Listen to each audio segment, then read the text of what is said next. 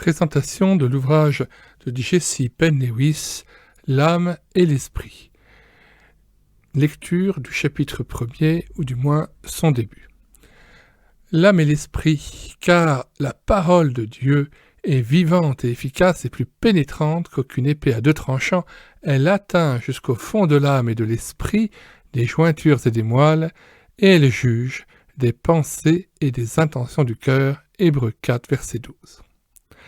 L'ignorance des chrétiens au sujet de la différence qu'il y a entre l'âme et l'esprit est presque générale.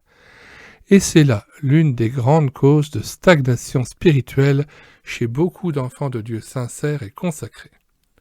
Le langage courant ne connaît guère que le corps et l'âme. Et c'est là, d'après Pember, l'une des raisons de cette ignorance. De plus, ajoute-t-il, et bien que les mots « esprit » et « âme » existent, ils sont généralement employés indifféremment l'un pour l'autre.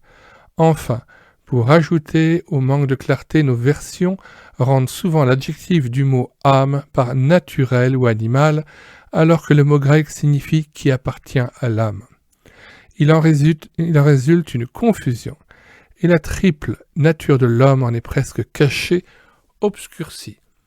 Lisez par exemple les traductions de 1 Corinthiens 2, 14, l'homme naturel, version synodale, à l'homme animal, Osterwald, Jacques 3, verset 15, sagesse charnelle, en renvoi psychique en version synodale, sagesse sensuelle, Osterwald, Jude 19, être sensuel, en renvoi psychique, version synodale, et Jean sensuel, Osterwald. Il va sans dire que les lettrés connaissent bien les mots grecs originaux, pneuma, psyché, sarx, que nos versions françaises rendent avec des termes dérivés du latin, esprit, âme et corps. Mais pour la majorité des chrétiens, les traductions défectueuses aidant, la distinction nécessaire entre l'un et l'autre mot reste voilée. Il en résulte une incapacité à saisir la différence entre des expériences et des états très opposés, ce qui a souvent, dans la vie chrétienne, les plus graves répercussions. Fin de l'extrait.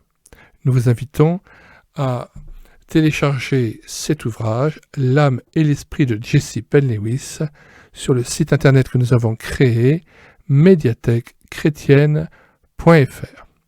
Au revoir à tous et à bientôt.